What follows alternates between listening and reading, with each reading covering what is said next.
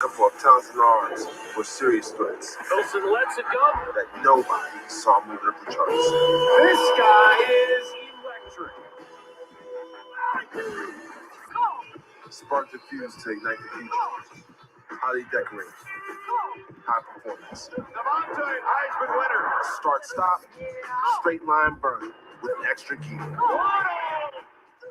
Good evening, everybody. Happy Thursday. It's draft day. I decided to do a little weekday special of today's event. I guess like an avid sports fan, we're always optimistic about our team, about a new year, and what better way to start this off with the draft.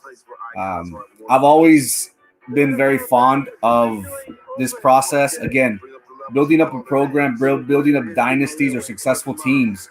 It's all through scouting. It's all through the draft. So I celebrate this just as I or anybody celebrates the Super Bowl. To me, the NFL draft is just something I've always followed very, very closely. Thank you for tuning in, everybody. This is Frankie, Sports Talk Special Edition with the NFL Draft. A lot has happened in these past few days. We have heard about different types of scenarios that have transpired. We already have an idea of who's going to go 1 and 2. San Francisco, I guess, is going to be on the clock. Sources tell me you are ugly. Your sources are wrong. I can guarantee you that. So we already know who's going to go 1 and 2. We have a pretty good idea. San Francisco is that wild card. Many different names have been thrown in the mix. But again, it is a big day, especially for the draft picks. Their lives are about to change. Their dreams growing up.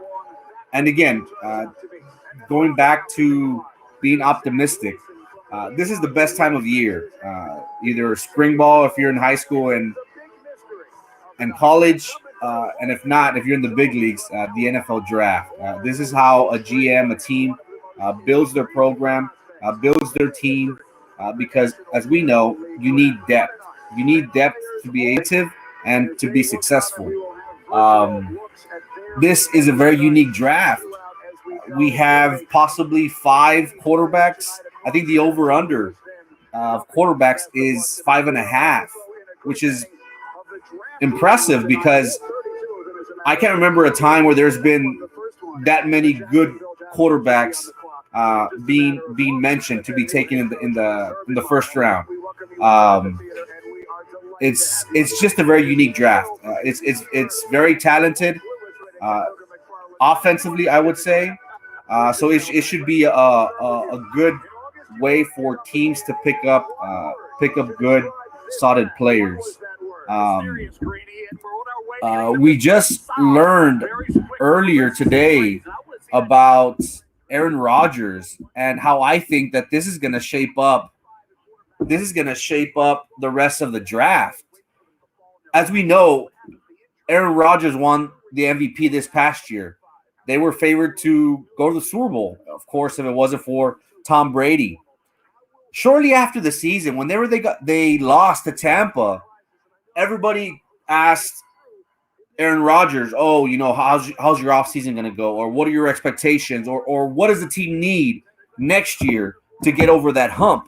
And if y'all remember, Aaron Rodgers kind of gave the, I don't know, we'll see what next year looks like, or kind of inferring like, I don't want to be here. I'm not going to be here. Something was bothering him. As we all know, the Packers are the only organization that don't have an owner per se. The owners are considered the stockholders, the stakeholders, the people that have invested in that franchise. So they don't really have ownership. So the GM and the CEO of the Packers are very, very important. We've seen throughout the years how they haven't given Aaron Rodgers the weapons. They've talked about Fuller from Texans that recently signed with the Dolphins as a candidate during free agency during the season. So we've seen Aaron Rodgers has demonstrated his frustration with not having the weapons around him. Again, Adams is a solid number one wide receiver. Jones is a top 5 running back in the league. Very versatile. Reminds me of a lot of Alvin Kamara. Very, very explosive running back. But we have, again, Aaron Rodgers seeing what happened with Tom Brady. Look what Tom Brady was dealing with in New England. For many years, it felt as if Tom Brady was carrying the team. The last superstar would probably Randy Moss that the Patriots got in free agency, giving Brady that ammunition. That was the year when they went 16-0 up leading up to the Super Bowl, and they lost it. That was one of the best teams in Patriots history, in my opinion. I was rooting for them to be undefeated. The second team after Miami to accomplish that. Unfortunately, they weren't able to. But that's what we are seeing right now with Aaron Rodgers and the Packers. He's seen what Tom Brady did. He didn't like the situation in New England. He bounced and he went to an organization that had the weapons. Just needed that one quarterback to take him over that hump. So this is the situation that the Packers find themselves in. And the news broke today, a couple hours ago, before the NFL draft, which leads you to believe that there's got to be something here. There has to be something. The report came out today by Adam Schefter that Aaron Rodgers is disgruntled with the Packers and has told members of the organization that he does not want to return to the team. Again, the GM, top brass of the Packer organization have previously stated, the head coach too, hey, he's our quarterback. He's our MVP. They mentioned it throughout the offseason. So then we get this bombshell. Boom. A couple hours before, Aaron Rodgers is unsatisfied. How's it going, James? Thanks for tuning in. Let's go Cowboys defense.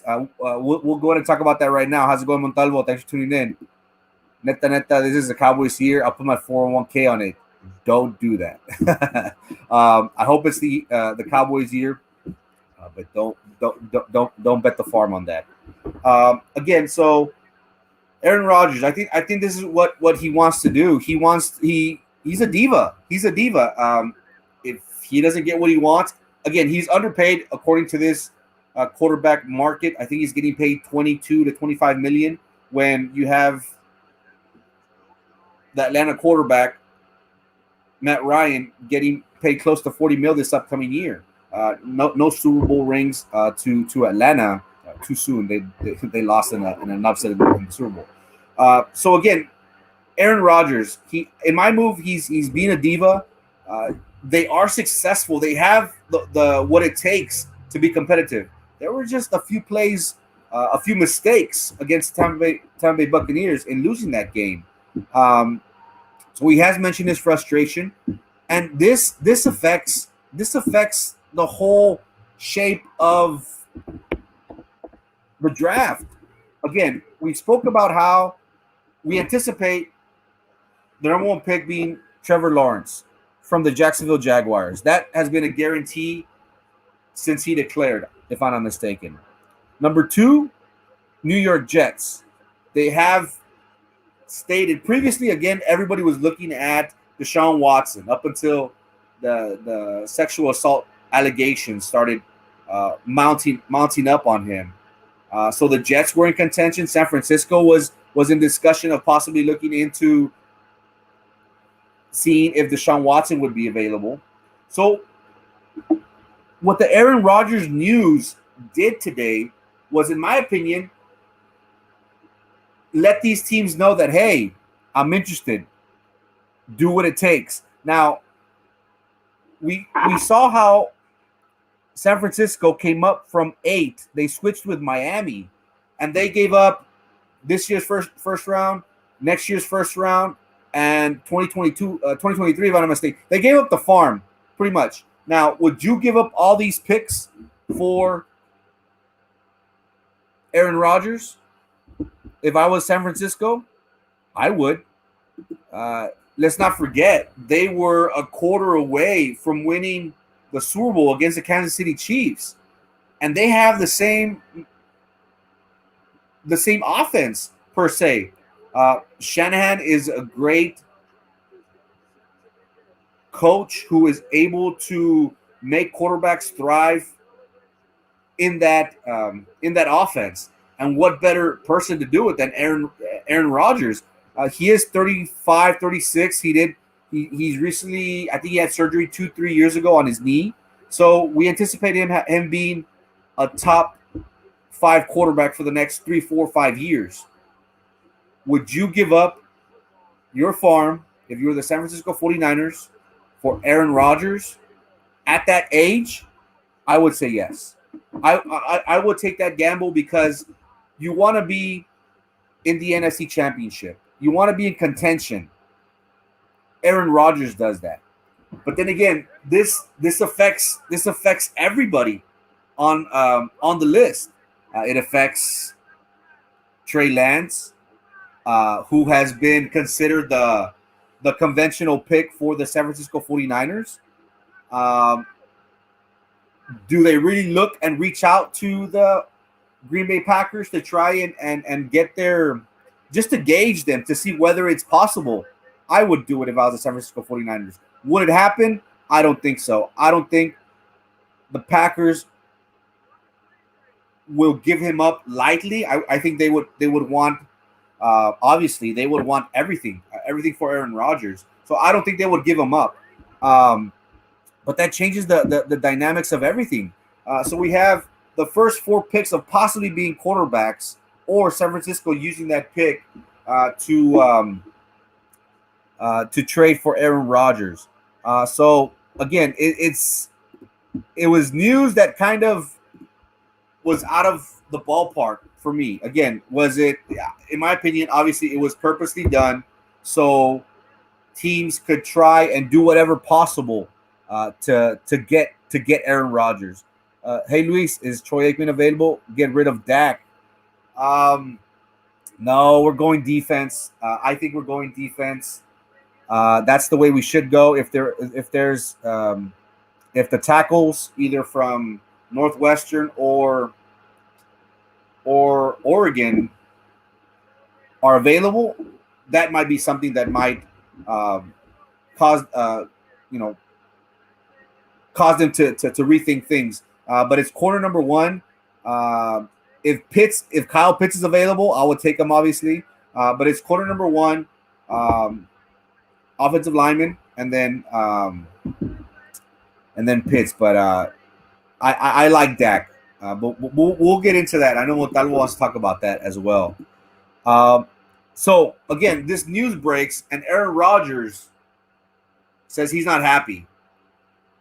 I'm tired. I'm frustrated. I want out. So it's already been confirmed that the 49ers have reached out about a trade.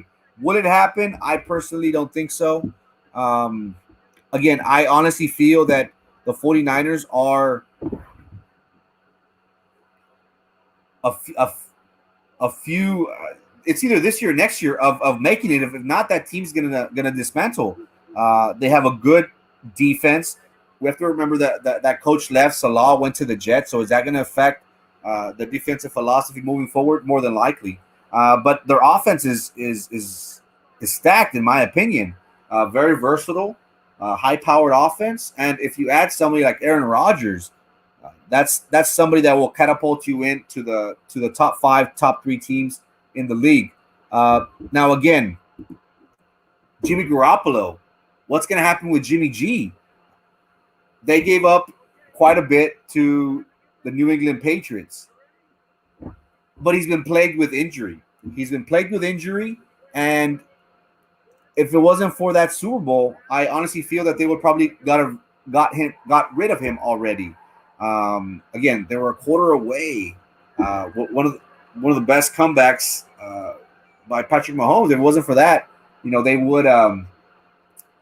would win. So Aaron Rodgers is in, has talked about that he's not happy. 49ers reached out. It's just a mess right now for the Packers. And he even mentioned a wish list, teams that he would want to play for. And of course, the 49ers were in the discussion, the Raiders, and him going to University of Cal. He's a California guy. He wants to be in the Bay, in the Oakland area. But the odd team to me is the Broncos. We talked about how Tom Brady went to the Tampa Bay Buccaneers, who have a high-powered offense. They're loaded at wide receiver. They got 2-3 good running backs. Their tight ends, Gronk and Howard from Alabama. They're stacked. Who do we see like that with the Broncos? I don't see anybody like that. I don't see them being competitive at all in that. Like to be in that same degree, and it's weird because.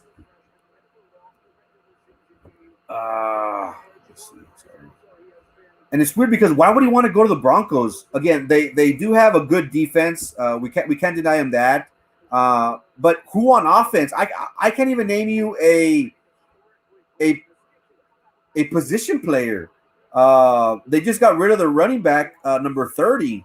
But besides that, who's there to want to go to the Broncos? How's it going, Ledesma? Green Bay Packers. Yeah, we've been talking about that. How that has affected or will affect the dynamics of this draft, and how that would change the Green Bay Packers, obviously. And this all goes back, Ledesma. This all goes back to Jordan Love, who was drafted last year by the Green Bay Packers in the first round. Instead of going out for wide receiver, instead of going out for more weapons, they get his replacement.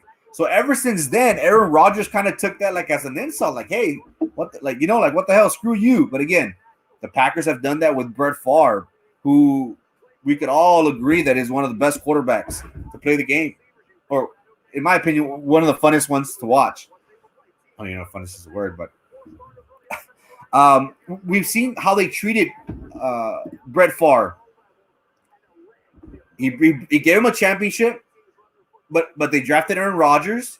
They sat Aaron Rodgers for 2-3 years, and after all, they're like, hey, all right, you're ready to go. It seems like if they're doing the same thing with Aaron Rodgers, history repeating itself. That's what I think, Ben Court. But Aaron Rodgers being smart about it, because Brett Favre was kind of forced out. Aaron Rodgers is wanting out. But again, history repeated itself. I totally agree.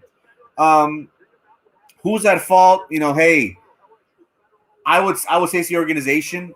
You have to treat, and that was the same treatment that Tom Brady got back in New England.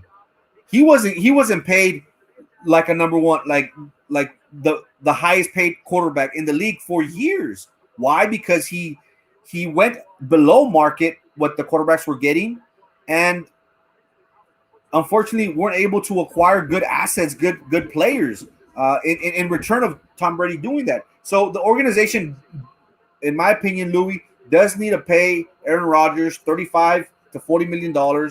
Make him happy. Money makes everybody happy, right? That's, I think, a way for it that he's forcing himself to get a contract extension, to get the attention of the team. Oh, I've already mentioned that I'm not satisfied here, and you're not going to make me happy by extending my contract, by giving me more money. Okay, I'm going to say that I don't want to be here. I think that's the safest thing, or the smartest thing for him to do. Again, he's getting paid $25 million in a market where the quarterbacks are now making $40. So could this be a way for Aaron Rodgers to get $15 more million? Maybe. Hey, by him simply him saying, hey, you know what? We're at odds. I don't want to talk to you. Hey, what about this money? All right, I'm your quarterback. Possibly. But again, those are the teams that he mentioned that he could see himself being a part of. The 49ers, the Raiders in California, in the Bay Area, Oakland area. But the Broncos to me were a shock, a surprise for him to say. Obviously, they don't have a starting quarterback. Locke from Missouri, if I'm not mistaken, is 50-50. He does have the mechanics, the tools to be able to win. But again, he wasn't consistent last year. What weapons do they have? Somebody remind me. Again, I can't even think of a good. What's that guy? Rudy? Is it Rudy from Alabama? I think they have that fast wide receiver. I can't think right now. But again, Aaron Rodgers' wish list to me was a little bit of a shocker. So the first pick is going to be in 3.5 minutes. Again, we all anticipate Trevor Lawrence going to Jacksonville. I think that is the most safest consensus pick out there from Clemson. This guy was a stud ever since middle school, high school, if I'm not mistaken. Won state championships, went up to Clemson, won one, was in 2 or 3, was in 2-1-1. Always in contention of in the playoffs and advancing in the national championship. So that's a given. How is that division gonna turn out? We see how the Texans haven't been looking good, but we'll talk about that after the selection is made.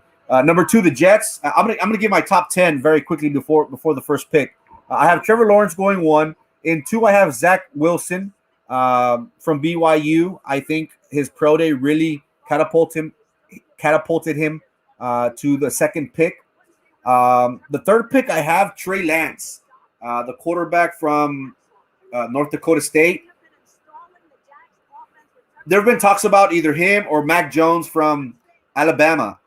They say Jones is a more pro-ready quarterback, but the more upside has been Trey Lance. Versatile, fast, good arm, and he's a winner. Again, they had a shortened season because of COVID, but that is what is mentioned of him. Number 4, I have Kyle Pitts, the tight end from Florida.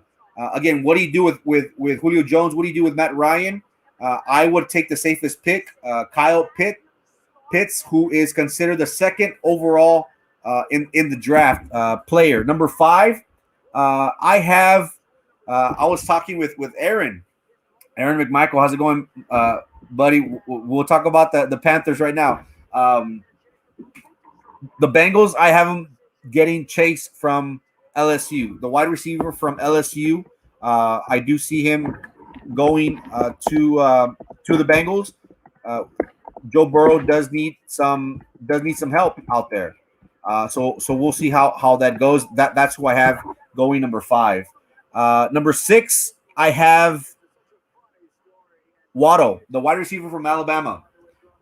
7, I have Payway, the Oregon tackle. Number 8, I have Aaron. I have McMichael. Aaron McMichael. I have the tackle from Northwestern going to 8. Here's where I see a trade coming. Either the Washington football team, the New England Patriots, coming up to either 8, 9, or possibly even 10. The Denver Broncos, I do anticipate them taking a quarterback. I see Justin Fields falling here, if not Mac Jones, but I can see possibly New England coming up for taking Fields or Mac Jones. Number 10, the Cowboys. Again, we've talked about it. They need defensive help. Everybody has been saying that they will get a cornerback. Obviously, they've given up 32 points per game, which obviously in the NFL, if you give that on a consistent basis, there's no way for you to be competitive. So I have them taking Patrick Surtain II from Alabama, who is the most NFL-ready defensive player, in my opinion, on this draft. The first pick is about to be called. Let's see. I already know who it is, but With the first pick in the 2021 NFL Draft, The Jacksonville Jaguars select Trevor Lawrence, quarterback, Clemson.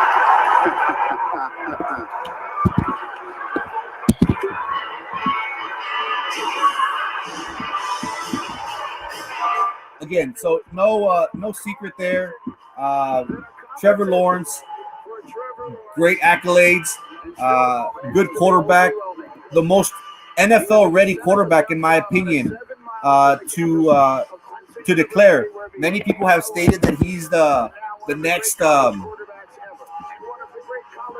Andrew Luck, the next Peyton Manning, that he has that potential to make it big.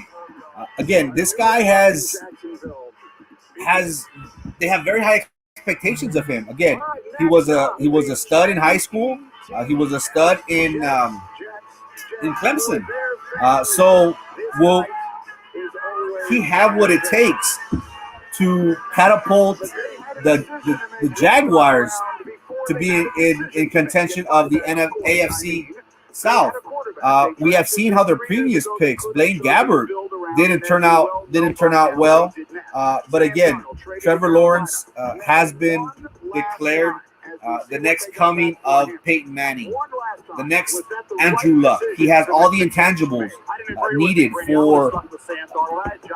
to be successful in the NFL.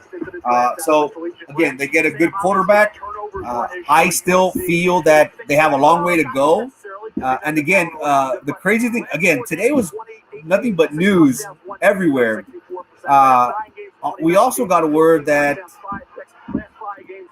Tebow, my boy Tim Tebow, was worked out for the Jaguars. That there's a possibility that he might sign as a tight end. The Jaguars have had some discussions of signing Tim Tebow as a tight end after he recently worked out for them. Again, they have that connection, him and coach back at Florida. It might be something, but I just thought it was pretty cool that Tebow was going to come back. But we'll see. Originally, Tebow coming out when Denver got him in the first round, the 15th pick, many analysts have said that, hey, Tebow is a tight end, an H-back. He won't be successful because of his arm mechanics, his throwing motion. So the Jaguars get Trevor Lawrence, a generational player, according to many NFL scouts, analysts, who is a 10, 15-year franchise player who, with the expectations are that he's going to win many ball games. They are in the AFC South.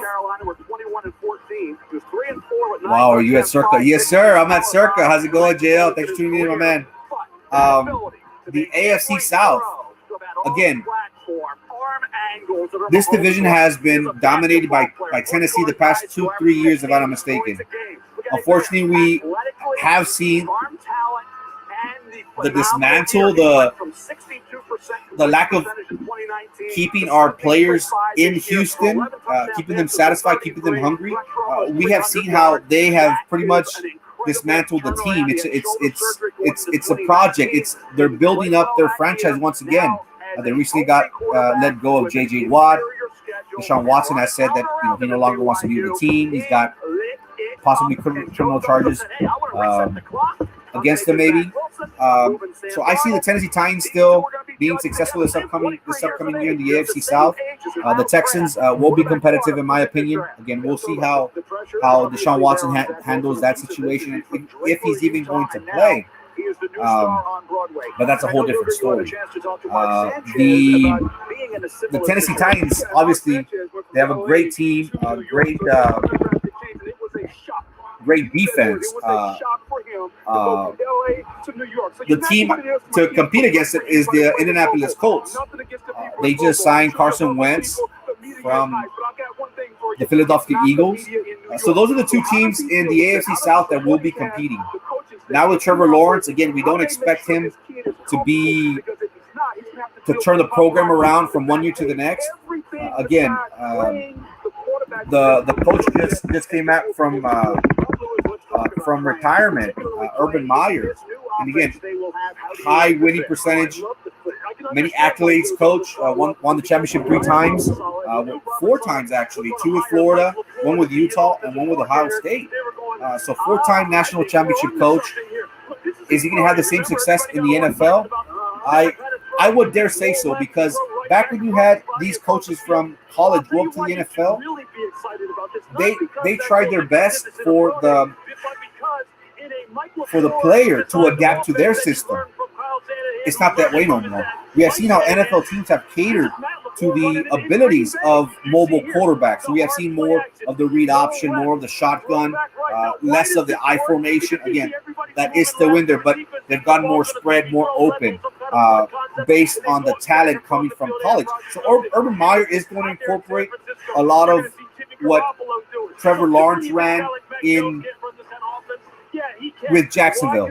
So again, we don't expect for him to make that turnaround in 1 year, but I do see them competitive in the long term, 3-4 years of one winning the AFC South and possibly going back to the AFC Championship as they did a couple of years ago against New England Patriots. And again, now on the clock is the Jets. The Jets are on the clock, and the pick is in. We anticipate the Jets selecting Zach Wilson, the quarterback from BYU. Many have questioned whether he faced opponents worthy in his conference. Again, BYU didn't have many top opponents, top caliber talent that he was going up against. He did post up great numbers, and he killed it. He did awesome on his pro day. He did acrobatic throws, cross body throws, something that Mahomes is known for. So we anticipate them going. New head coach, new GM coming in. Again, they want their own guy to build their own program, give the keys to the franchise. We anticipate Zach Wilson from BYU, quarterback, to be selected as the number 2 pick for the Jets. Let's see them make it official. In the 2021 NFL Draft, the New York Jets select Zach Wilson, quarterback, BYU.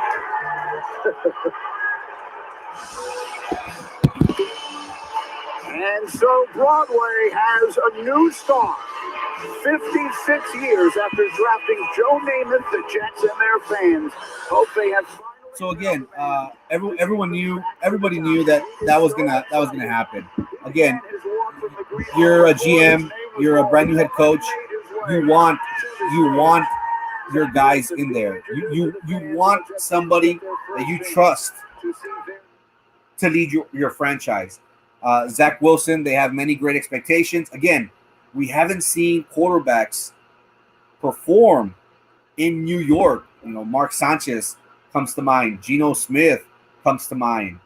They haven't been able to develop a quarterback since Joe Namath back in the 60s when they won it all. But I think they get a good Zach Wilson didn't do nothing versus UTSA. NVV El Vats. I didn't catch that game. But let me know how he did. Let me know his stats if you can. I think this is a great pick. Again, brand new coach, brand new GM. Sam Darnold, after 3 years and many changes of offensive coordinators, it was just past their time with him. Again, to develop your program, you need 3 to 4 years. Sam Darnold didn't do it by year 2, by year 3. Now they traded him to the Carolina Panthers this past offseason, this past week. So Zach Wilson will be the future of the Jets. They have another pick late in the 20s, and I do anticipate them getting a running back. Just like Jacksonville, I see the Jets struggling in the first year. Now the question is, how soon do you want to let them out there? How soon do you want to put them out, in the lion's den? I think with Wilson, you ease into the season. Maybe let another veteran start in his place, and if they're losing, if they go into a losing streak, then I would get Zach Wilson on there. But I remember all the little UTSA fans complaining they weren't ranked after going 3-0. Then reality set in for UT Austin in San Antonio. Zach Wilson against UTSA, 292 yards and 2 touchdowns. Only beat us 27-20. Hey, it's a win, though. That's all that matters. It's a win. In the AFC, I do see Buffalo. In the AFC East, I do see Buffalo winning their division again. The Patriots, they have spent hundreds of millions of guaranteed money in contracts for players. But ever since Tom Brady left and Cam Newton Cam Newton doesn't have what it takes. Obviously, there's talks about them possibly jumping into 7-8 with the Carolina Panthers, McMichael, the Patriots, to get a quarterback. So I still feel that the Buffalo Bills will the Buffalo Bills will win the AFC East. The Jets, I hope they ease on Zach Wilson. I know they won't throw him in right away. I say by midseason, if they're not winning, they'll let them go out there and get a taste to be on the field. And the Miami Dolphins also have multitude of picks, a good offense. Is Tua really going to take him over that hump in his second year? He did some good things, but again, it was a learning season for the Alabama quarterback. So I see Buffalo winning this division. The Jets are doing a great job by securing the future of the franchise.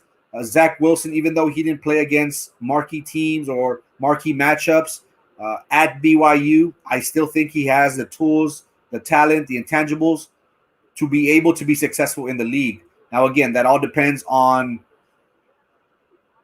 the approach. And I think the offensive coordinator is LaFleur, the brother of the quarterback of the coach for the Packers. I forget his name. So they got their quarterback, Zach Wilson. We'll see how that goes. Now on the clock is San Francisco. Again, San Francisco is a team that many people don't know where they're going to go. We heard how Aaron Rodgers recently announced that he wasn't happy with the organization, and they've tried openly to say, "Hey, no, you're our guy. We're working through it." But again, what is San Francisco going to do? The safest pick would be, and many have stated that Shanahan is in love with Mac Jones, the quarterback from Alabama. From Alabama. I would rather take Fields because at Ohio State, he played against top prospects. Even though he didn't win a championship, I do think he would be successful in a Mike Shanahan offense of him sitting back for a year and learning the system.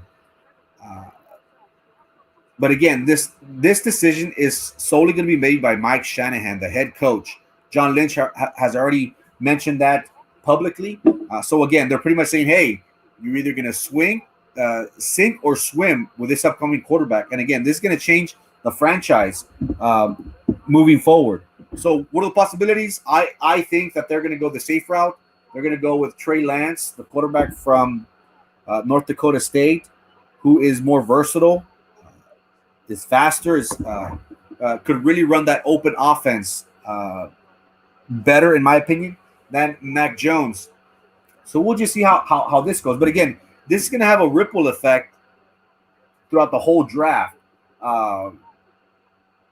Could they possibly ship off the picks to the Packers and get Aaron Rodgers? I don't think so. I think this was Aaron Rodgers' people throwing that information out to try and engage teams to try to do everything possible. But I don't think the Packers will give up Aaron Rodgers for the third pick. Not right now. So I anticipate them getting Trey Lance. And in their division, a lot has changed in their division. We have Matthew Stafford now the quarterback of the LA Rams. The Cardinals, we do anticipate them being a high-powered offense to be competitive in the NFC West. But I have the Niners winning this division. That's going to be my shocker. There's a tweet. New San Francisco quarterback Trey Lance psychological tests for the 49ers were off the charts per a source. The 49ers considered him the smartest quarterback in the draft class. So we'll see who they get. The San Francisco 49ers select Trey Lance, quarterback, North Dakota State. Oh my goodness. The National Football League draft, where the improbable. And again, that was the most consensus pick. Really, I thought that was one of the most safest picks out there because, again, Mac Jones, in my opinion, he doesn't have that it factor. He doesn't have, in my opinion, what it takes to win at that next level. Now they are gambling. Obviously, they are gambling on Trey Lance being successful in the NFL. And again, this is a quarterback who only had 8 games. He had 8 games this past season. It was a short season because of COVID. So there's not much tape on him. And again, back to the same thing. Did he play against top-level talent to be able to say, oh, this is the guy. This is the guy. He has what it takes. That kid is going to ball out. I hope so. Again, I have them winning this division. They're going to be that shocker, that comeback team this coming season. I do anticipate Jimmy Garoppolo being with the team. I think that's the safest route to go. To hold on to Jimmy G. Hopefully he improves, comes back from injury, come back strong, and leads the team. It was kind of like how the 49ers had it with Colin Kaepernick and Alex Smith. They had 2 good quarterbacks.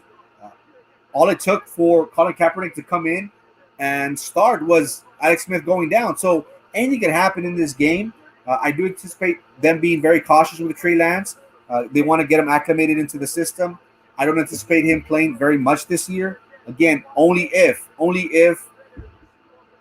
Jimmy G gets hurt. And again, that's something that is a high possibility. Please let me see what's going on. Been trying to watch. I can't really broadcast it because it's there's a disclaimer that I can't. That's why I have the audio. But I'll be showing clips. I'll be showing clips. Slays. I'll be showing clips of the draft. So the 49ers. This was the safest pick in my opinion. Now it falls on the Atlanta Falcons. They got 5 minutes. They're next on the clock. Now there are many questions. What do you do if you're Atlanta? You have the issue with Julio Jones, who's up in his 30s. He has been injury plagued his past few years, but I blame it more on losses. They didn't start the season pretty good, so in my opinion, they just said, "Hey, you know what? Sit out. We don't want to risk it with you." There's that issue with Matt Ryan, who's 35, 36 years old, making $40 million, who is very cap heavy. And if you trade him this year, he's going to be it's going to be dead money against the salary cap. It's going to be a cap hit of $20-30 million if I'm not mistaken. So what do? Do they get a quarterback for the future, or do you get a weapon for Matt Ryan to go along with Julio Jones and Calvin Ridley to make your offense that better? Do you give your quarterback more ammunition to hopefully he's successful? Again, we see how Tom Brady's being dominant in his 40s, so maybe Matt Ryan could compete at a high level for the next 2-3 years, maybe. So in my opinion, I think they will go with Kyle Pitts, the tight end from Florida. he has been considered the safest pick in this whole draft after Trevor Lawrence. He had a very great season at the University of Florida, very versatile. He could line up on the edge as a slot receiver, tight end, obviously.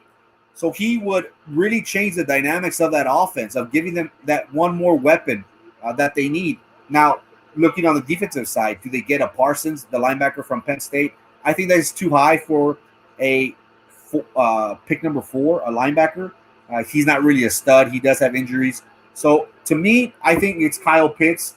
I think he is what Atlanta is going to do. They need to give their quarterback offensive power. That way they can be competitive. They can compete. Their defense is horrible, but I think that is the pick, the route that let's see. I'm gonna bring something up for the Falcons to get. Kyle Pitts, in my opinion, is the best player in this draft.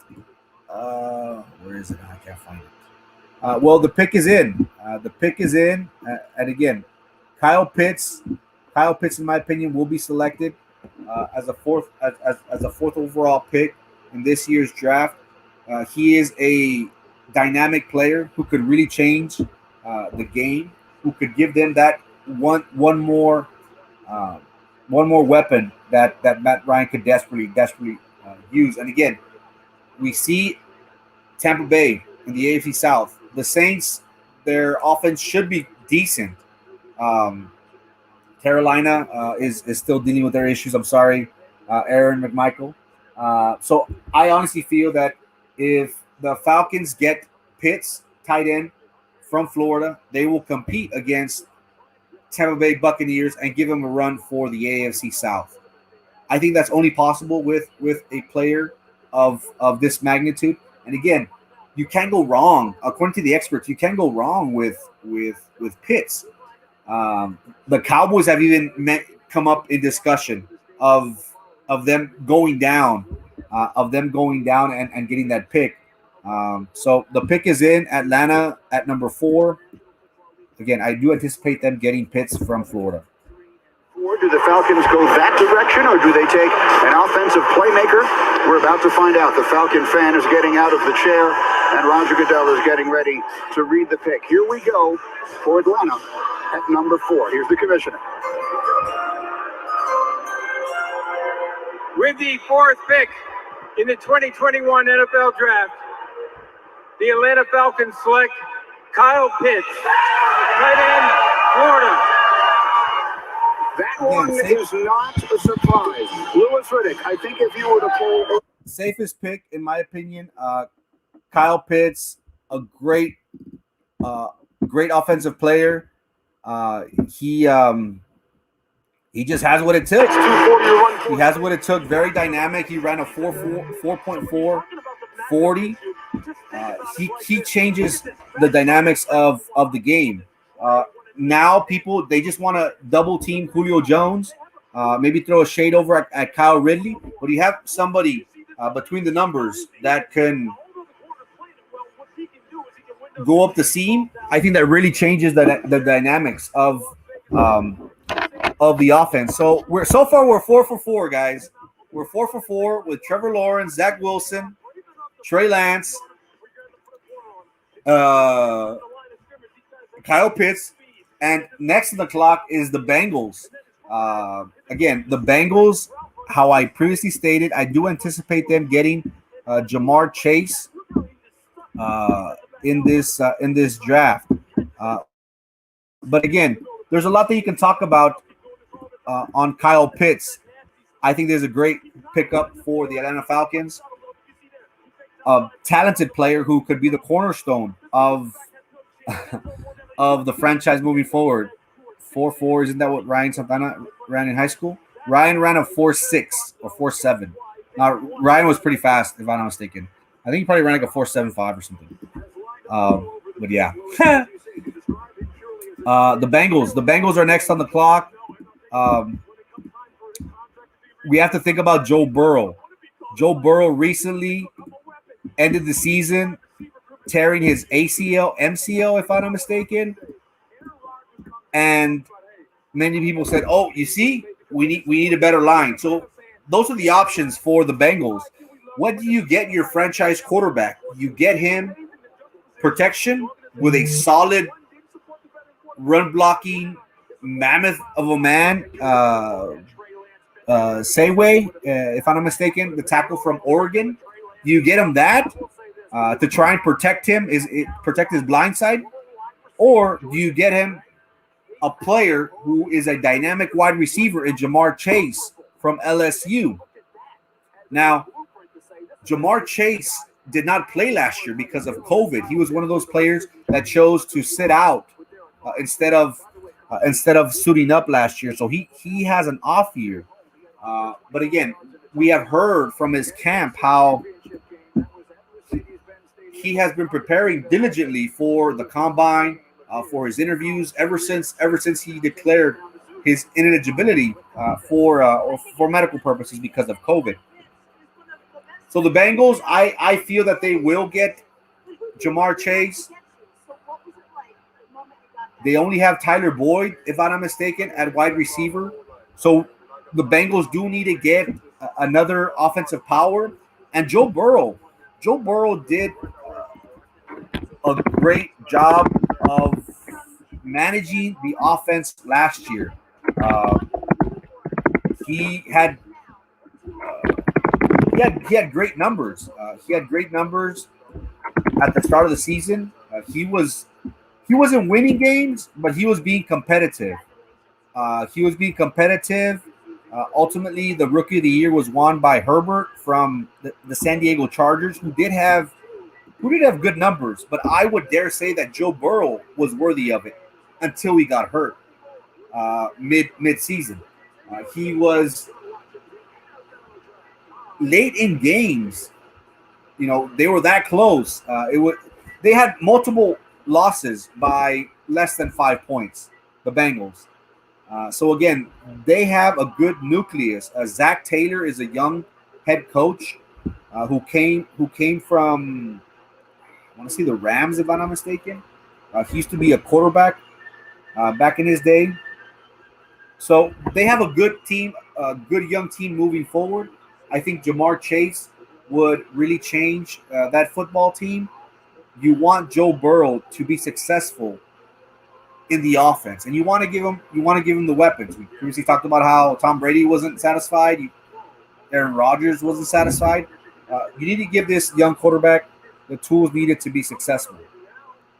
The AFC North, you have the Steelers, you have the Ravens, and you have Cleveland, who all improved somewhat during the offseason. So by making this pick of acquiring Chase, the wide receiver from LSU, I think this would be good for the Bengals moving forward. Again, I would not be shocked if they went with what's his name, Penei Sewell, the tackle from Oregon.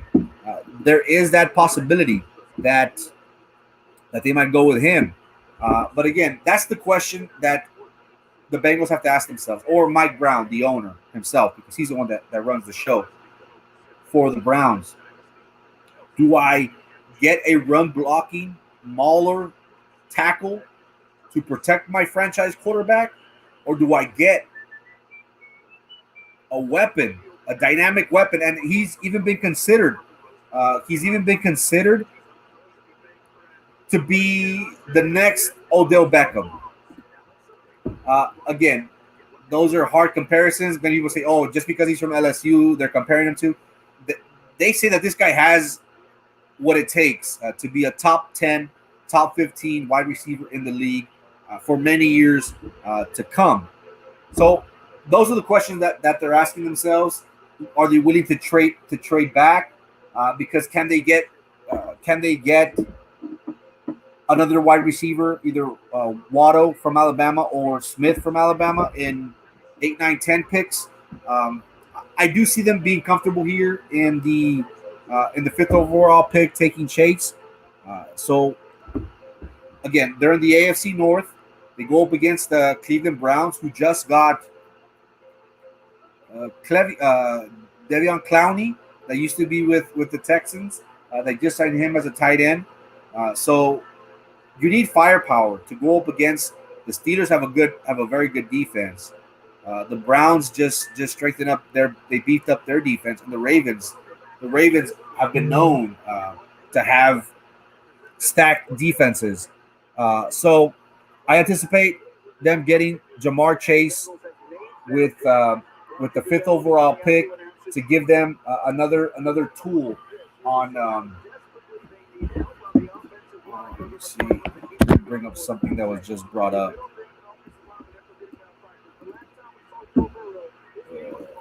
Yeah, Joe Burrow. Joe Burrow got hurt not too long ago, and are they going to go Chase? Are they going to go wide receiver? It shows here their offensive line. They're 29th in pass blocking.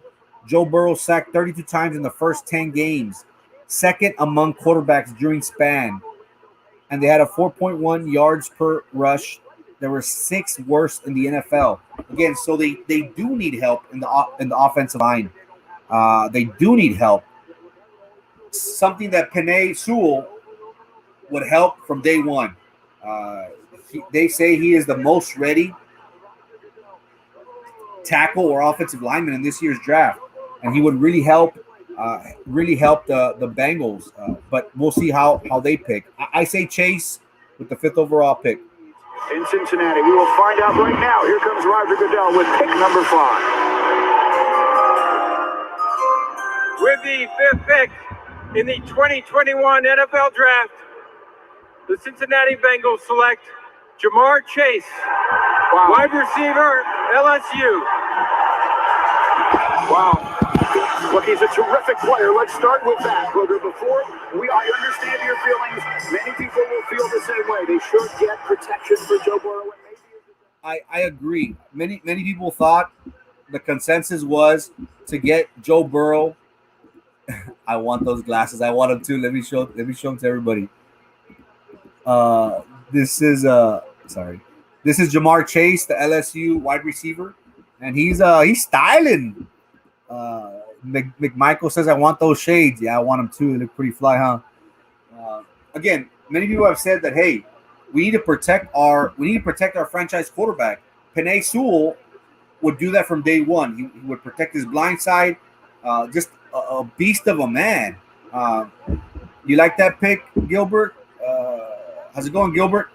I like it. I like it too because in the NFL, look at the Cowboys. And again, I hate to bring them up, but look at the Cowboys. They had great offensive linemen, and they weren't able to be successful.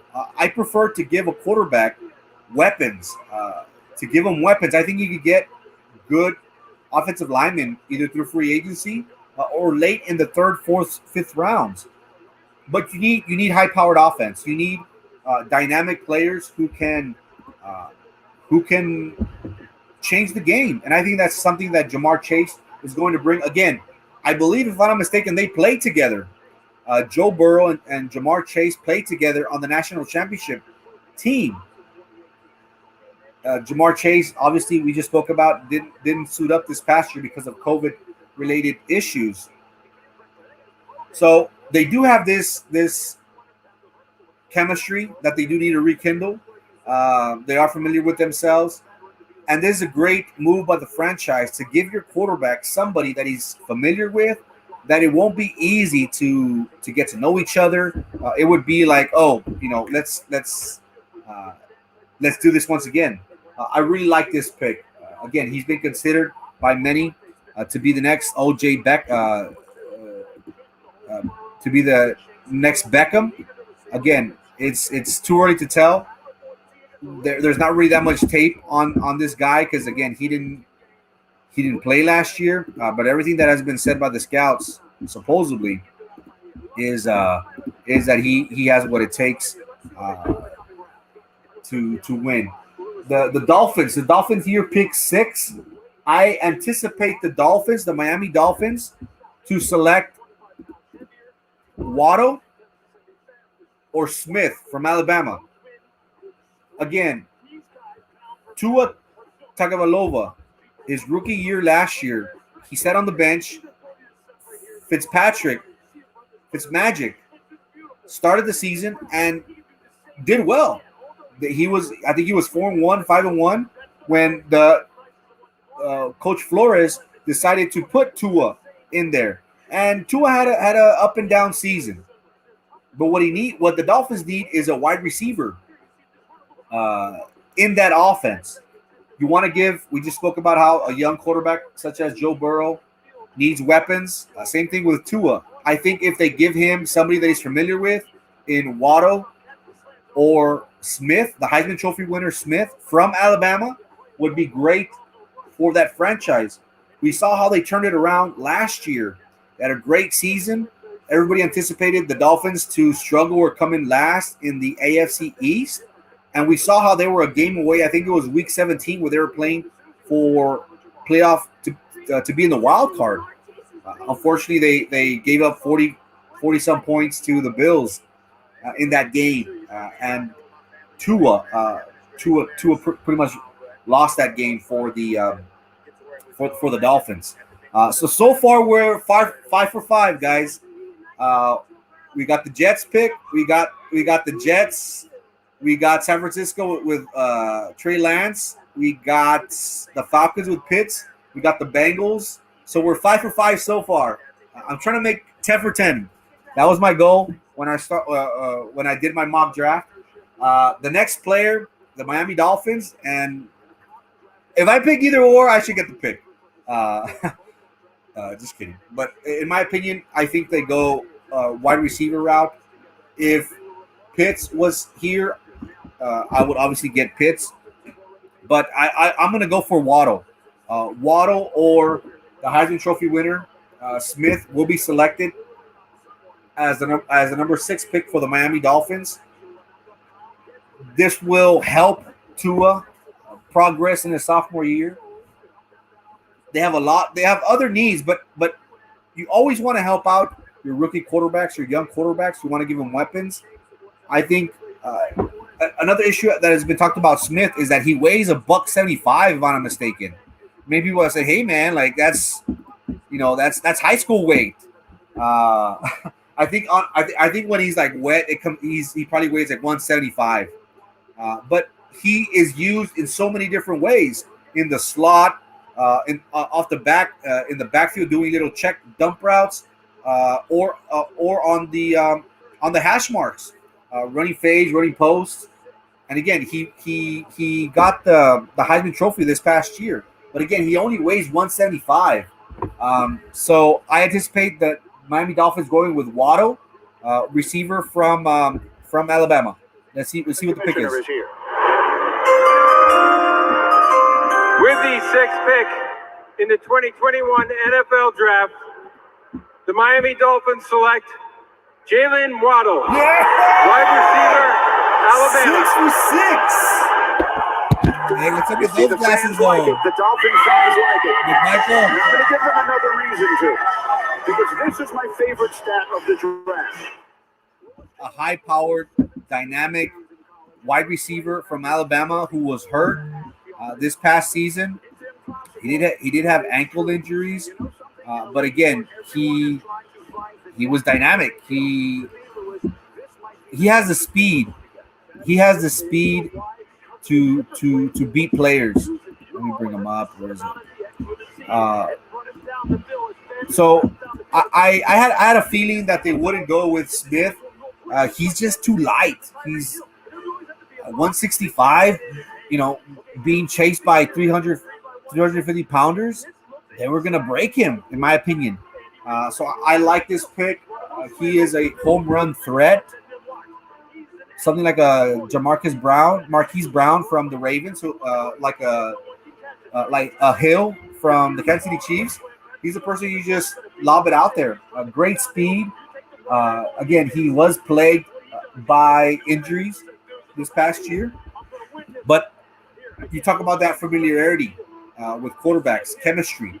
He has that with Tua. They won the national championship together. So there is that familiarity. Gilbert, 6 for 6. Yes, sir. I am 6 for 6 in this draft. I should buy the lotto. But Waddle is a dynamic wide receiver who I anticipate being very successful. They need that home run threat in that offense. He's somebody that's going to change the dynamics of how they prep for the Miami Dolphins. And whenever you have a versatile, mobile quarterback, that just opens up running lanes for both the wide receiver and the running back moving forward. The Lions. So now we're 6 for 6, guys. The Lions are up with the 7th pick. Now this is where I anticipate them going with Smith. You have the trade that just occurred where Matthew Stafford was traded from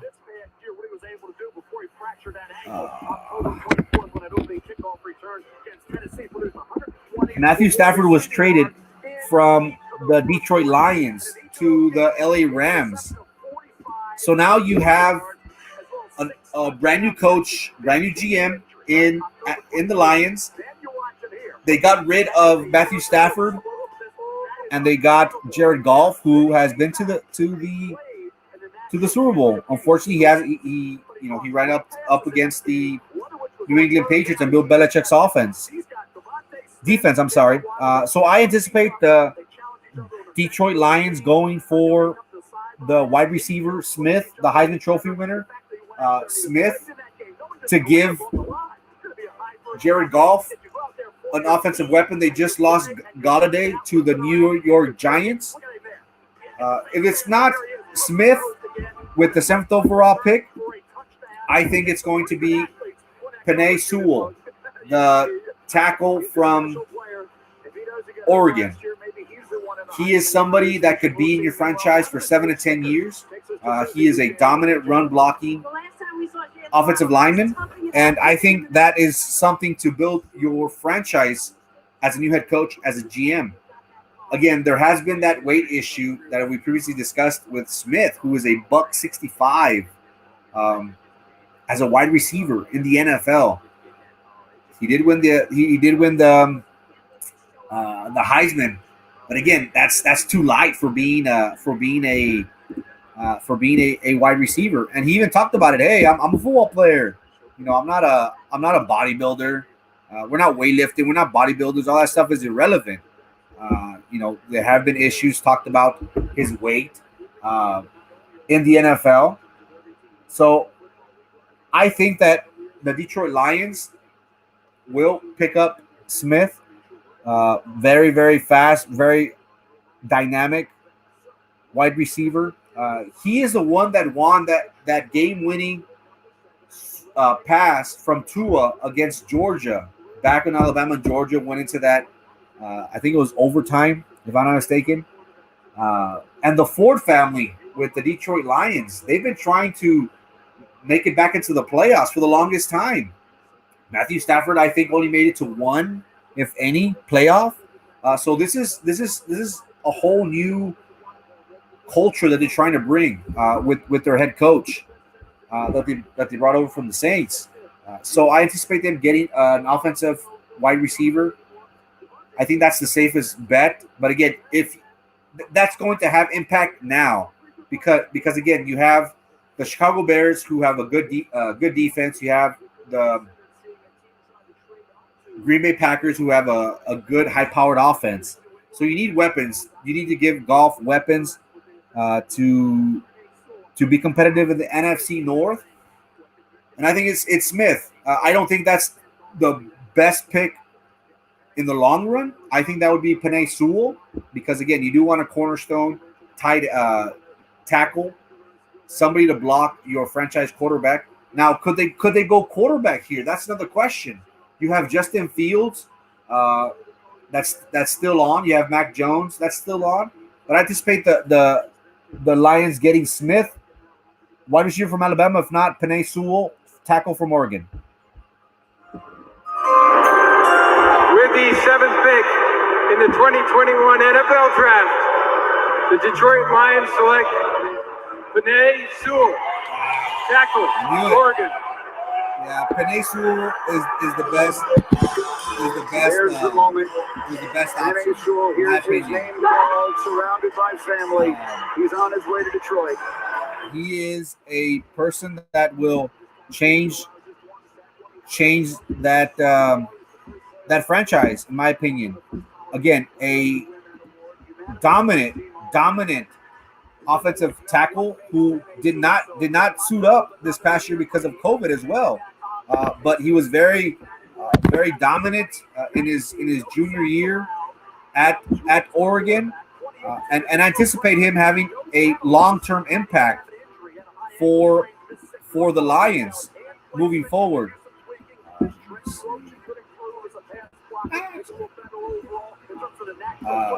I missed it. I knew I should have gone with the safest pick. But,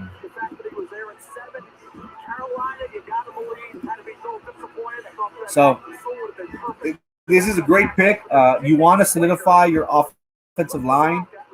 You want to be able to have somebody for 7 to 10 years that's going to take care of the franchise quarterback.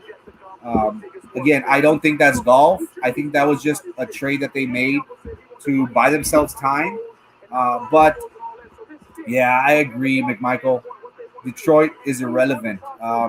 Maybe this will change. You know, Penei Sewell is a dominant left tackle who is going to make an impact day one. This is somebody that they are going to build their franchise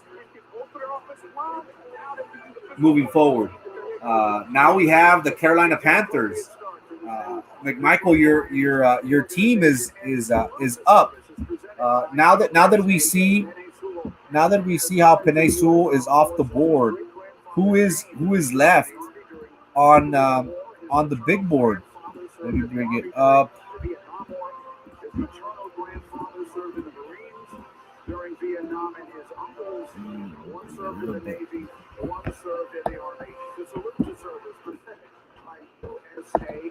And so I said Slater, the tackle. These are the top picks. These are the top picks available for Carolina. We need quarterback, offensive lineman, cornerback, and safety. I think you're either going to get Rashawn Slater, the offensive tackle from Northwestern, or if not, there's also Elijah Vera Tucker, the tackle from, or the guard from USC. These are the best available players on here. Carolina, we have seen how they recently traded for Sam Darnold from the Jets. I still have faith in Darnold. I think he is a good quarterback. Patrick Surtain, I hope he drops to the Cowboys. I hope he drops to 10. But here's my question, McMichael. I could see the Patriots jumping here to the Carolina spot at 8 and getting their quarterback. The Patriots need a quarterback. The Washington Redskins, the football team, sorry, not the Redskins. The football team needed quarterback. His dad played for Southern when I was in high school. Hey, let's see what happens, because if the pick is in, let's see who they get. If I was the New England Patriots, we have seen how the loss of Tom Brady, what it has done to your offense, to your franchise. I think you obviously need a quarterback moving forward, because Cam Newton is does not have what it takes. He doesn't have that MVP talent that he once had back in 2015. It's gone. The way he throws, his mechanics, I don't trust him. If I was the Patriots, this is a team. This is the slot that I would be looking at to try and jump up and get my quarterback of the future. Justin Fields is still on the board. Mac Jones, who Bill Belichick has said that is a remarkable quarterback. The scouts have said that Mac Jones is more NFL ready. He ran a pro-style offense with the head coaches now at UT. Sarkin, I forget his name. He used to be the offensive coordinator for the Atlanta Falcons. I personally would try to do my best to protect Sam Darnold and create running lanes for McCaffrey. So I would go offensive lineman. I would go with Slater from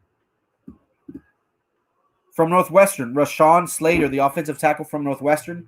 Again, he is a mauler. He is somebody that will open up the lanes for Carolina. And just how McMichael, I'll wipe my reference with his jersey. Jeez, rough crowd. Washed up. We'll see. Again, the pick is in. I anticipate them going with Slater. That is the safest pick, in my opinion, for the Carolina Panthers to get. Again, they do have many needs and many needs both on offense and defense.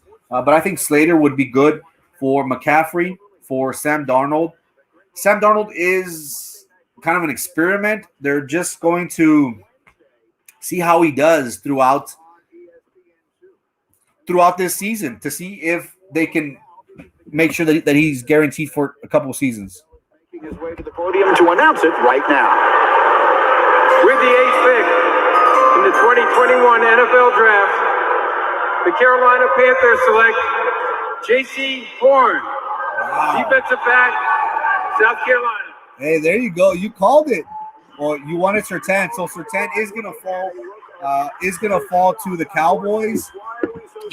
Thank God. J.C. Horn is actually the son of Joe Horn, who used to play for the Saints.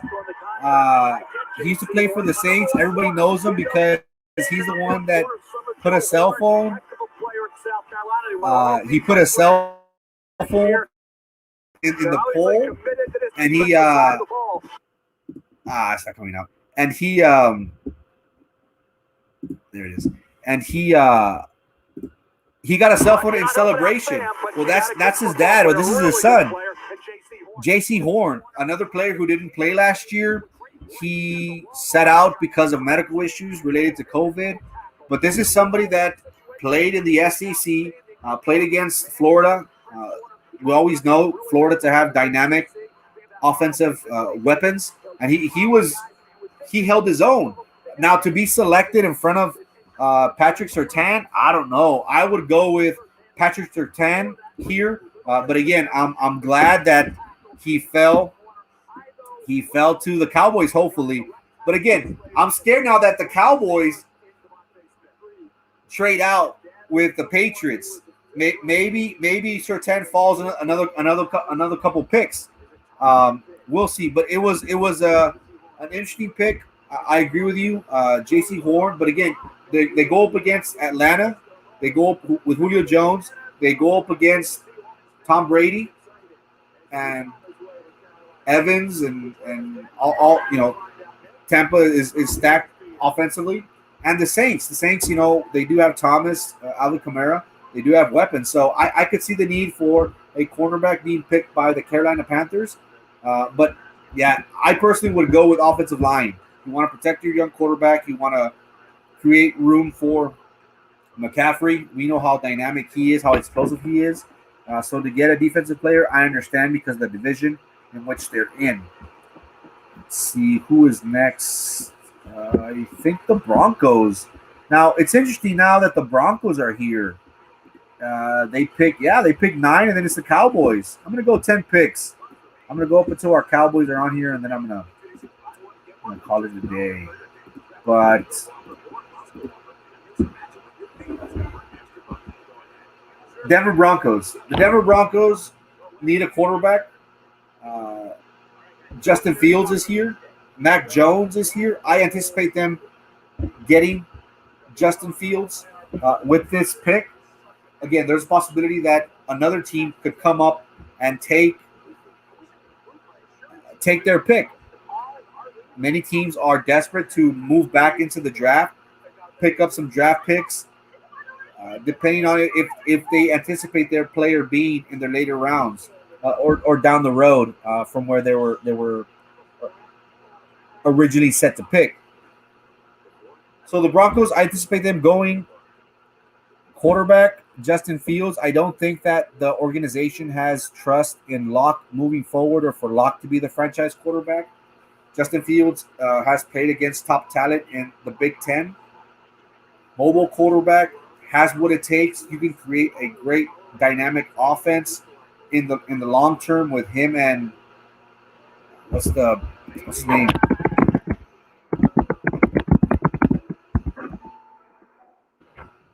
Moving forward, Jerry Jeudy. That's what I was talking about. Just teaming up Jeudy and Fields could be dynamic. You know, you could have a high-powered offense there, but I anticipate them getting Fields if a team doesn't come up and get the pick. If I know the Patriots are monitoring this, they're seeing how Mac Jones. Right now, Mac Jones looks like he's going to drop. Something that happened to Aaron Rodgers when he was drafted. San Francisco passed up on him. He didn't fall to like the 17th, 18th pick for the Green Bay Packers, if I'm not mistaken. No, probably even longer. Also, Lamar Jackson. Lamar Jackson didn't go to the 31st pick in the draft by the Ravens. So I see Mac Jones falling from here based on the next people that are set to draft. Again, that's not considering. I see Fields possibly going to the Broncos. I know that the Cowboys aren't going to get a quarterback. Well, let's see, right? We don't know what the Cowboys are going to do. Like, obviously, they always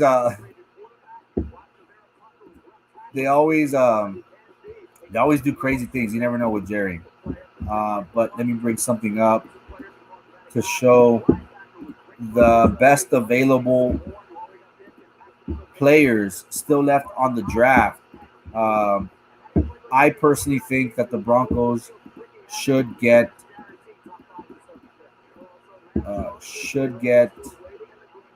Fields. Now, are you going to give Locke, your young quarterback, a wide receiver in Devontae Smith, the Heisman Trophy winner? Do you want to solidify your offense with Rashawn Slater? Justin Fields, how I previously mentioned, is on the board. Dynamic quarterback, played at Ohio State, played against top talent. There's also Elijah Vera Tucker, the guard from USC, a dominant player. Or are you going to go defense with Micah Parsons? These are the top players according to Mel Kiper's board. I personally would go with Justin Fields. I think the Denver Broncos are in a league, in a division with Patrick Mahomes. Based on their blueprint, you need a quarterback. You need a dynamic quarterback to be able to win the AFC West. I don't know. To win that division. Oakland Raiders, I don't see them being competitive. The Broncos do need help. I would go with Justin Fields. But again, you do have the Chargers who look promising. Herbert looked promising in his rookie year. He didn't win Rookie of the Year. So I would go with offense. If it's not Smith, if it's not Justin Fields, it's going to be Smith, the wide receiver from Alabama. But again, do we have another team come up and try and get this pick, knowing that the Cowboys aren't gonna go for a quarterback? Do they wait? Do they wait for somebody to trade with? Those are the questions. Again, I anticipate the New England Patriots are making a move very soon, very, very soon, because again, they don't have a quarterback. Is this the pick where they come up from 15? Is it the Cowboys, which I hope that they don't give up that pick? The pick is in. Denver Broncos are are on the clock. The pick is in. I anticipate them going with Justin Fields, quarterback from OSU, Ohio State. Quarterback, they could make that decision here as well. We're about to find out. The Broncos, who have one of the most dedicated and passionate fan bases in the NFL, have made their selection, and here comes the commissioner with the announcement. With the 9th pick in the 2021 NFL Draft, the Denver Broncos select Pat Surtain Jr., defensive back, Alabama. You see, this is somebody that I wanted the Cowboys to get. He's been declared to be one of the most NFL-ready cornerbacks. His father was previously an NFL cornerback as well. He went to Alabama. Strong player, good coverage man, has speed. You can line him up as a strong safety in the slot. This is a good pick. Again, I would have gone with Dallas is trading their pick. That's what I'm scared of, because the Cowboys obviously need defensive help. Horn from South Carolina is not there. Patrick Surtain is not there. I think they're going to trade out. Or do they go? What do you think, Ramos? Do you think the Cowboys go with Slater, the Northwestern offensive tackle? Do you help out your offensive line? Do you drop back and get a defensive end, maybe from Miami or from Michigan, late in the mid first round? I was hoping this wouldn't happen to the Cowboys because obviously we need a defensive player. We were giving up 32 points this past season. There's also that quarterback that got COVID, what's his name, from Virginia Tech, who got COVID.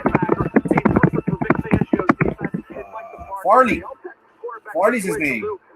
He is also somebody that I do anticipate him going maybe in the 15 to 20 range.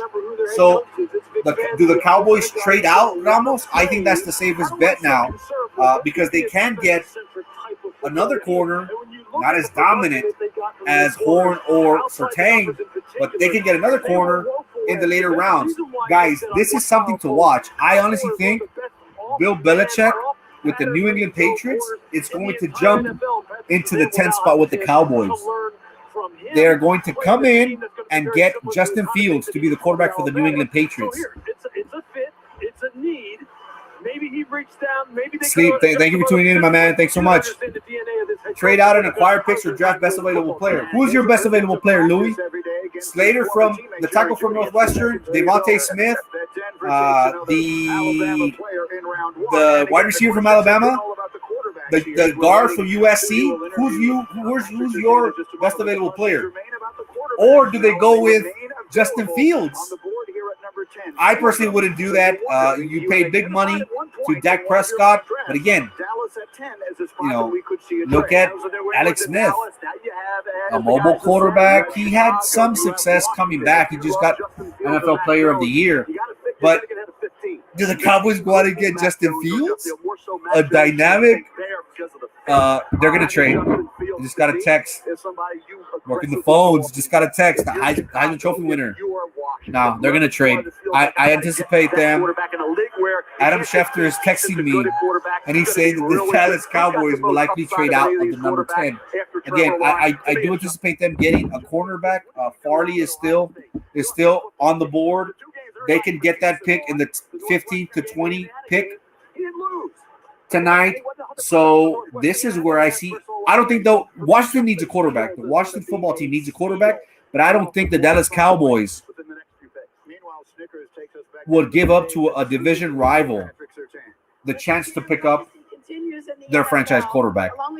So I see the New England Patriots coming in here. I see them giving up their first round, which the first pick in the first round, first 15th pick, first next year, and 2 and 3 this year. That's how bad teams are willing to give up Justin Fields. He is somebody that can change that franchise. Again, it is a rebuilding year. Oh, I got it. They just traded. Oh, no. Traded number 10 to Philly for its first. Okay, so Dallas and Philadelphia. We got to trade. Philadelphia and Dallas traded. The Eagles were number 11th pick, and they traded to Dallas. Oh, great. Now, who are the Eagles going to get? Okay, do they go and get a quarterback? The Eagles are on the clock now, guys. Dallas traded within the division, which I always hate these, because you're giving a chance to your rival to acquire a good prospect. They came up from 12. I'm sorry. They came up from 12 to 10. So now the Eagles are on the clock, something that I did not want. The Cowboys pick up Philly's first and third round. Now, who do the Eagles get? Do they protect their quarterback, Jalen Hurd? Do they get the obvious pick to me is Smith.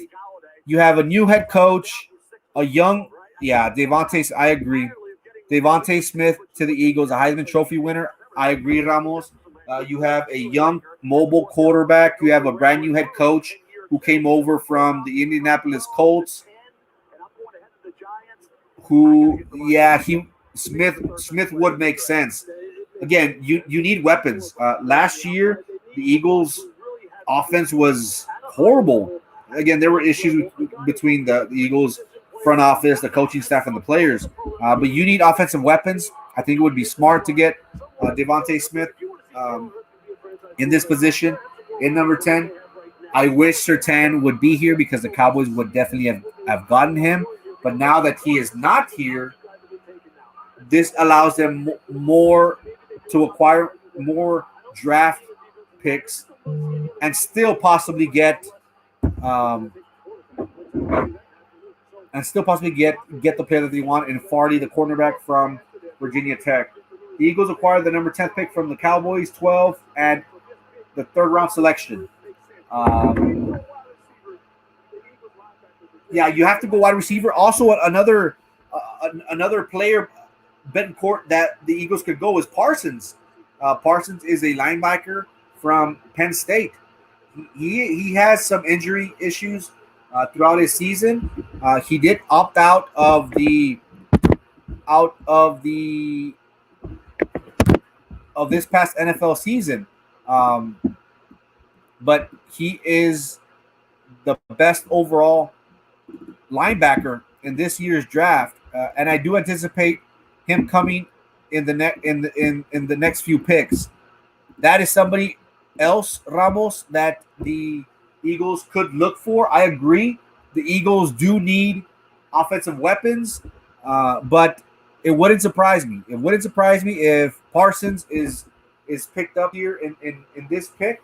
The Eagles have submitted the pick. So now it's just a waiting game. But I agree, Ramos, that Smith should be the safest pick here.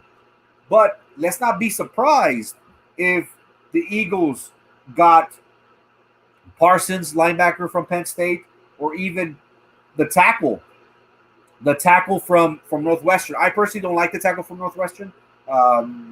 He's just the big boy. I didn't see any film on him that made me say, man, this is somebody that you have to get for your program, for your team. But again, you have to build up your offensive line. I see Dallas going Parsons. You're right. Lee just retired. Sean Lee, if I'm not mistaken, just retired from the Dallas Cowboys this week. That's something that they could pick up as well. Parsons, I agree to pair him up with Smith and Vander. Forget his name, Vander something. But we need corners, we need safeties, we need help. But the Eagles, the consensus is that they are going to get a wide receiver. The pick is in. Vander Esch was injured with neck. Yeah, you're right. So that would be something that the Cowboys could get, either Parsons from linebacker from Penn State or the cornerback Farley from Virginia Tech.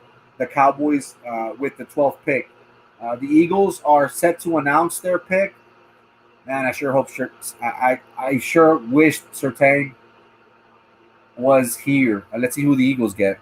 I say Smith, receiver, Alabama. Next, the Cowboys are down at 12, so it is a run through the NFC East, and we're about to find out who it is the Eagles wanted to move up and get tonight. Here comes Roger Goodell with the 10th pick.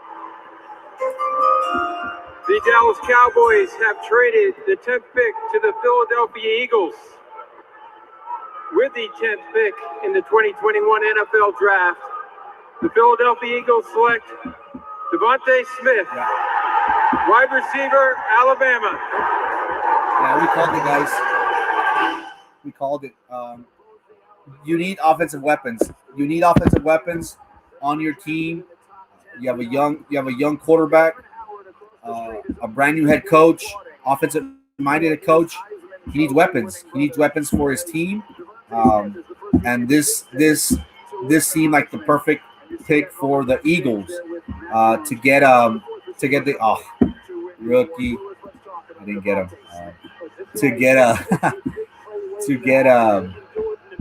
to get Smith. I don't like how the Cowboys traded with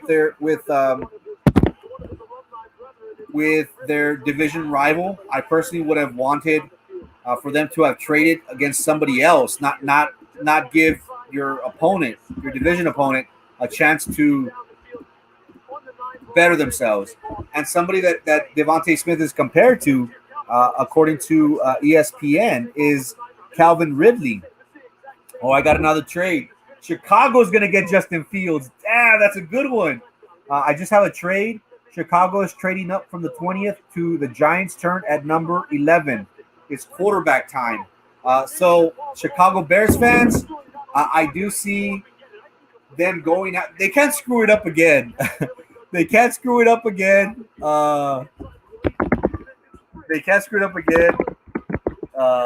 They should get Justin Fields from Ohio State. But again, we'll see how that goes. I just got the news. Adam Schefter did post stating that Chicago is trading.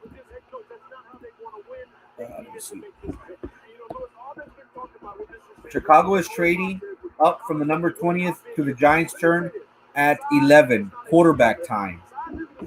I thought it was going to be the New England Patriots to make this move. They desperately need a quarterback unless they're relying on Cam Newton to secure them a good 1, possibly 2 years. But good trade from the Bears. All the Bears fans have been tormented this past 3-4 years when they had the chance to get Patrick Mahomes and Deshaun Watson in the same year when they got a Mitchell Trubisky. So they saw the opportunity. And jumped on it. Giants returned from Chicago for a pick. Next year's 1, 5 this year, 4 next year.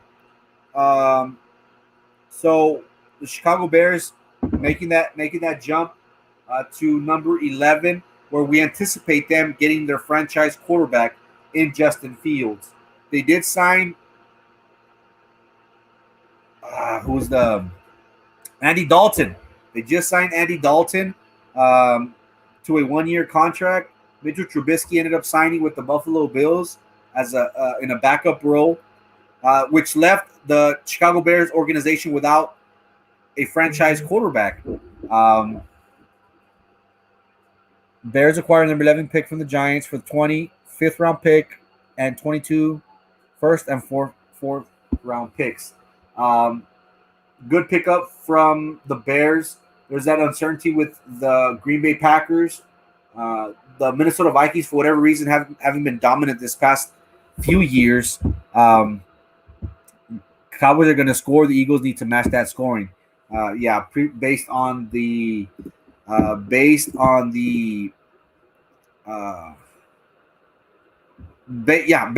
pick with Devontae Smith. So here's the question: Fields or Mac Jones? Fields who is very versatile, fast. Started off at Georgia, ended up transferring to OSU. Didn't win on the big stage. He did beat Clemson this past game in the playoffs.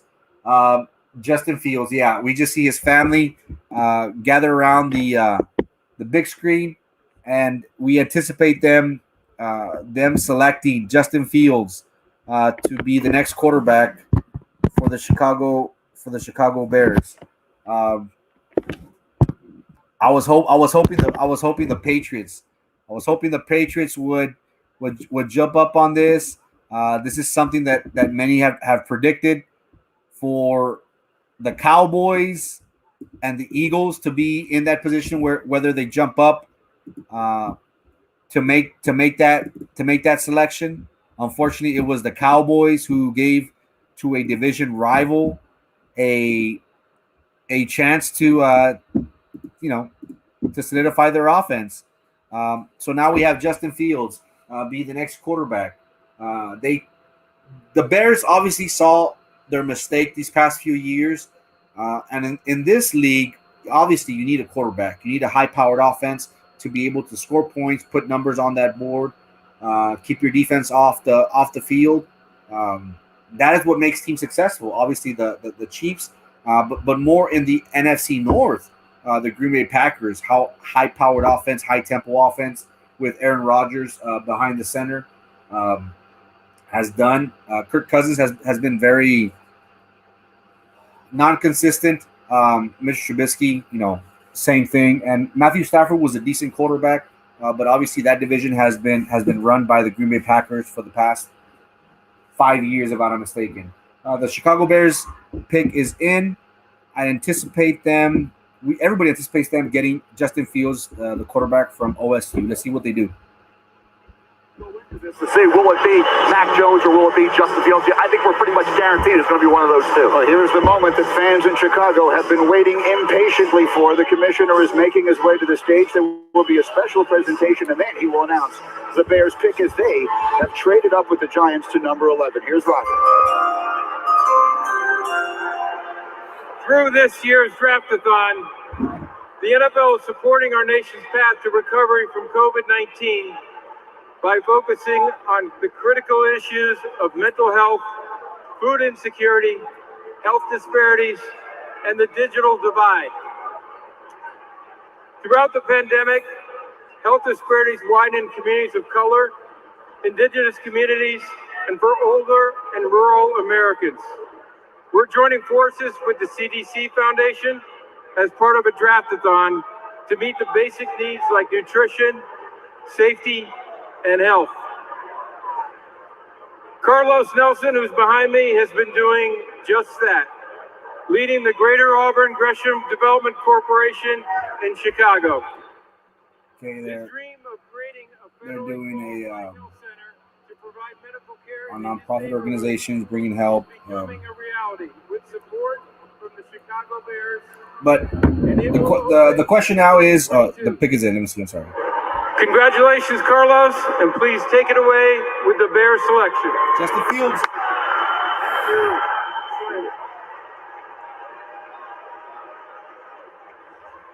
Boy, how exciting is this? With the 11th pick in the 2021 NFL Draft, my Chicago Bears select Justin Fields, quarterback of Ohio State. Oh!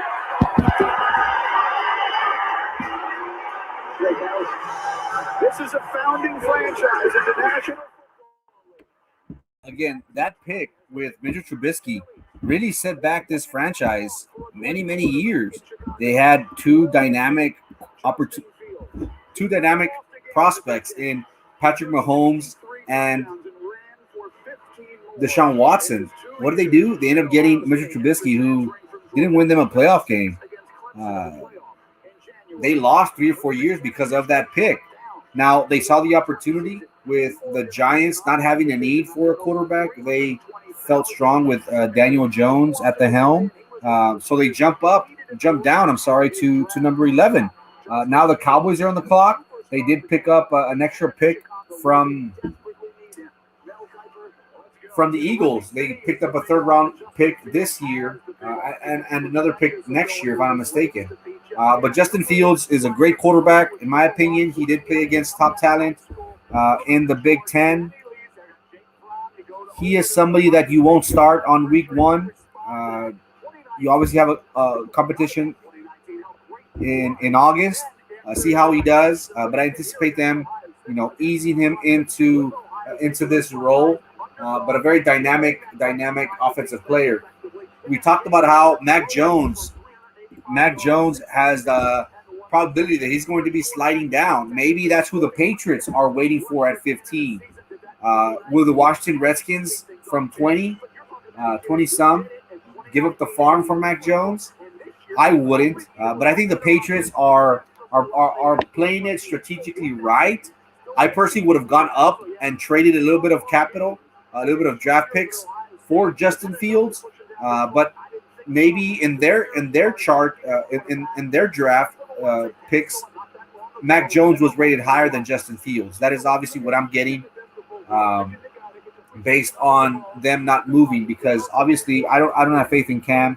He doesn't have what it takes anymore. He doesn't have any of those qualities that made him the MVP quarterback that took his team to the Super Bowl back in 2015.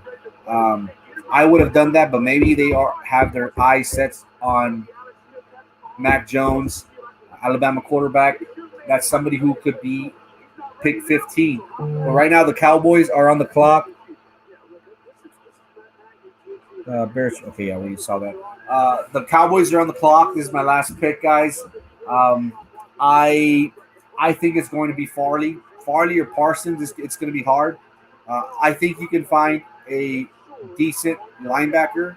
You already have two solid linebackers. I think you need help on the corners, in the secondary. I personally would have wished for Surtain to be here at number 10 when the Cowboys had their original pick.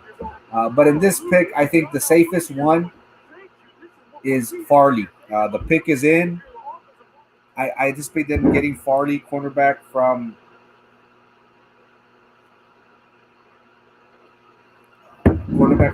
Virginia Tech. But we'll see. I don't like how the Eagles got the Heisman Trophy winner. I'm kind of glad the Giants moved out and gave it to Chicago. So the Cowboys on the clock again. Do you go offensive lineman? Do you try and solidify that dominant offensive line that you've had for several years? That's a possibility, but there is much need for a cornerback and a linebacker.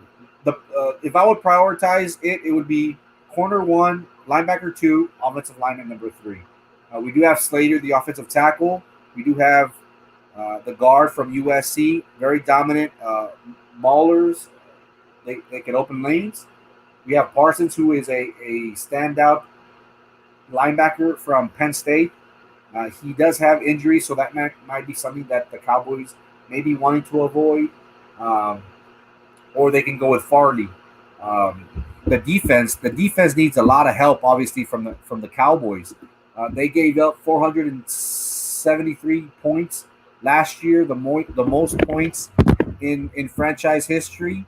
Their secondary has been horrible. We do get a new defensive coordinator, Dan Quinn, who used to be the coordinator for the Seattle Seahawks when they won their Super Bowl a few years ago. They had the Legion of Boom. But look at the Cowboys' defense this past year. They gave up the most points in franchise history with 473, close to 168 rushing yards, which was the most, and 5 yards rushing, which was 30th in the NFL. The Cowboys pick is in at 12. I do see them picking Farley. I like Farley from Virginia Tech. Let's see who they get. Joining him up on the stage. So Roger momentarily delayed, and here we go. A special Cowboys on the pick from the NFL.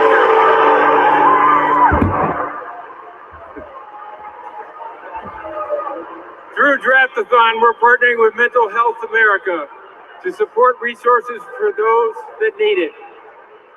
Kanikia Bedrine, an Army veteran from Dallas, struggled with anxiety and depression after returning from Iraq. She turned her struggle into triumph and is now a licensed social worker who provides mental health counseling. Kanikia, we thank you for your service and all you do to continue to help others during this challenging time. Please do us the honor of making the Cowboys pick.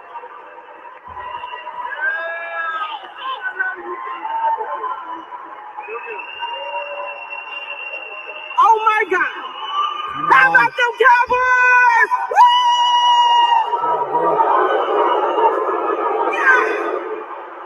It was the 12th pick. Oh, they got Parsons. In 2021, the NFL draft, the Dallas Cowboys select Michael Parsons. They got Parsons. Linebacker from Penn State. Again, we discussed how they obviously needed help on the defensive side. They gave up the most points in franchise history with close to 500 points. We saw how Sean Lee recently retired from the NFL. It left a void. Van Der Esch, how Louis previously mentioned, has had injuries as of late. Trask and 401k. Sorry about that. So the Cowboys pick up Micah Parsons, the linebacker from Penn State. I personally preferred a corner, but they're going to have a good nucleus of linebackers with Smith, Parsons, and Van Der Esch. Hopefully, he's able to stay on in the long run. Guys, thank you so much for tuning in. I'm close to 2 hours. I did go 10 picks to start off the NFL draft. I'm going to go ahead and enjoy the night. Keep on following the picks. If you guys have any questions, if you guys have any comments, go ahead and message me. Post on the page. I'll get back to you as soon as I can. Thank you so much, guys, for tuning in. Make sure you guys enjoy the draft and go Cowboys.